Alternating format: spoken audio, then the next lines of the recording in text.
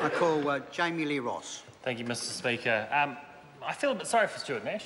He's one of the bright young hopes of the Labor Party. He's actually a reasonably nice guy. He's the closest thing the Labor Party have to a free market capitalist, but he's just so negative. He's just so negative. Was there anything positive in that speech? Is the Labor Party ever going to come up with an opportunity to win government and ask New Zealanders to support them if they never have anything positive to add, never have anything positive to suggest, and it's always negative? We hear moan after moan after moan. Everything's bad. The country's going down the sewer. And, Mr Speaker, that is the Labor Party's mantra day after day, week after week. They never have anything positive. And, Mr Speaker, I can hear Sue Moroney yapping over there. That's a one-trick pony for you, looking at Sue Moroney. How many times has she lost a seat, Mr Speaker?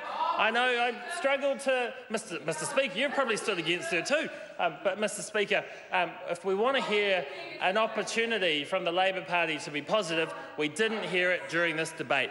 And, Mr Speaker, the National Party is positive. The National Party is doing good things for New Zealanders. The National Party is presiding over a government that is leading to this economy growing at one of the fastest growth rates in the OECD. We're growing faster than many of the economies we compare ourselves with. We're seeing job rates going up. We're seeing rates of pay going up. The average wage is going up. Unemployment is trending down, Mr Speaker. And, Mr Speaker, New Zealanders are more prosperous than they were 8 years ago. Mr Nash talked about crime rates, and I want to pick him up on that because he's absolutely wrong about the crime rates. Mr Speaker, 1978, it's a year I don't remember, I wasn't born at that time, but Mr Speaker, 1978 was when crime was last at these levels. Crime rates are at the lowest levels they've been since 1978. He tries to tell us that crime is rising. Mr Speaker, recorded crime is down 17% since June 2011.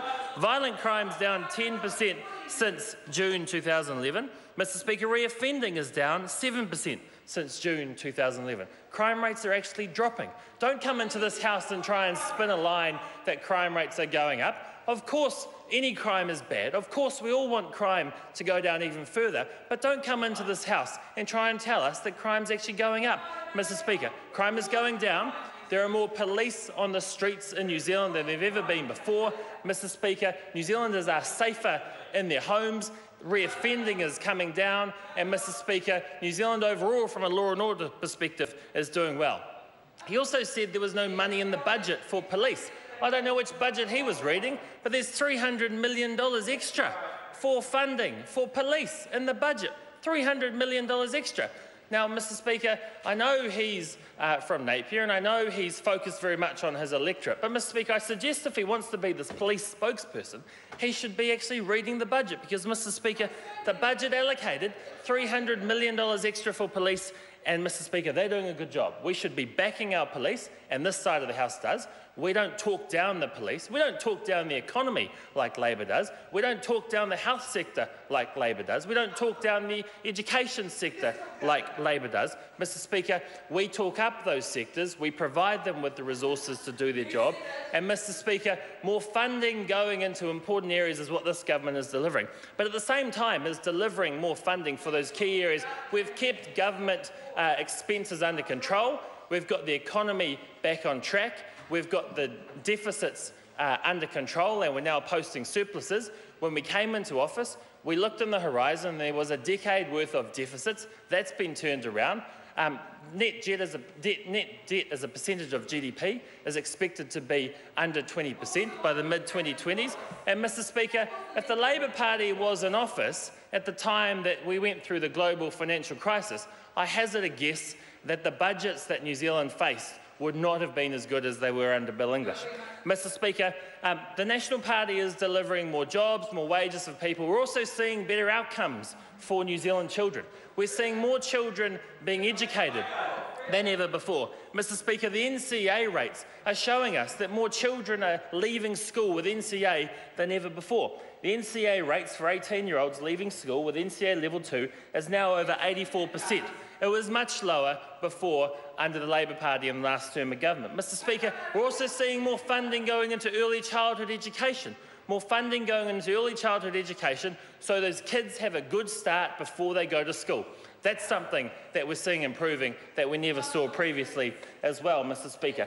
And Mr Speaker, one of the hallmarks of the government's recent announcements in past years has been to put for the first time more funding into more funding for benefits so that more children in need are getting the help they need through the benefit system. Mr Speaker, Paula Bennett reformed the benefit system consistently, and she did a good job of doing that. But Mr Speaker, we identified the need to put more money into families so that we could invest in those families so they could get a better start to life for their children. And Mr Speaker, I know Sue Moroney, still yapping over there, doesn't support that. She didn't support that at all because, Mr Speaker, the government made a deliberate decision not to go through with the throwing money at something in an unaffordable way like Sue Moroney did. We instead prefer to take the investment approach that actually sees the funding going where it needs. And Mr Speaker, at the same time we delivered an increase in paid parental leave. We delivered an increase in paid parental leave in a measured fashion.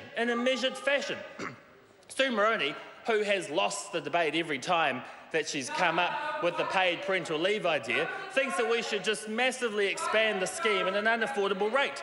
Well, she might get 26 weeks this time around in the future, next time she tries, but where will she stop? What's the right number, 52 weeks? Is it 2 years? They will just throw more and more money at it at an unaffordable rate, Mr Speaker.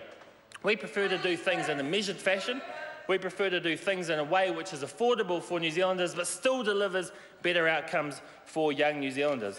Mr Speaker, I'm proud of the effort that this government is putting in to supporting families in need. I'm proud of the effort this government is putting in to support those who need social investment by the government, not just a handout in perpetuity.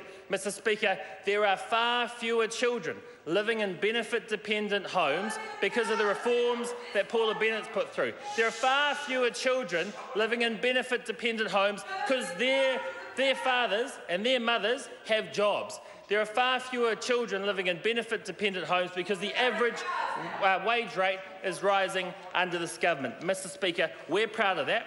We're positive about that. We're happy to talk about our plan.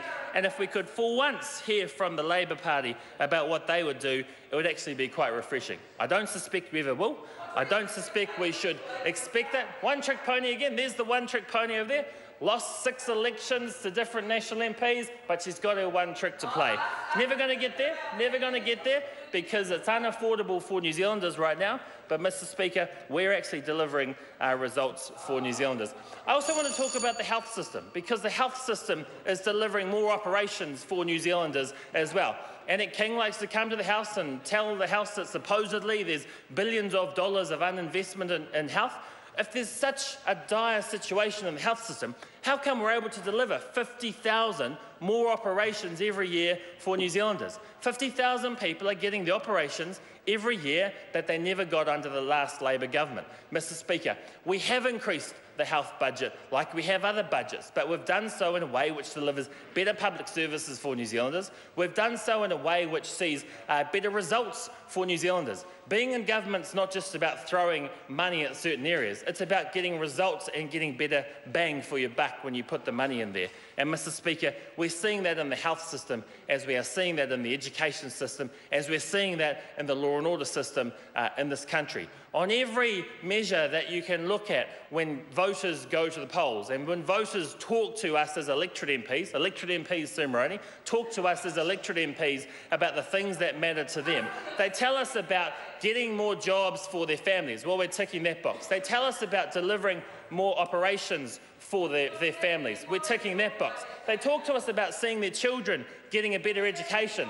We've ticked that box. They talk to us about seeing fewer crimes being committed in New Zealand, and we're ticking that box. Mr Speaker, we've delivered over a long period of time now a sensible government that is delivering for New Zealanders. These bills about impress supply and the Appropriations Bill, it will lead to greater investment in key areas for New Zealand, and Mr Speaker, that will benefit New Zealanders going forward into the future. Members, this debate has concluded. The question is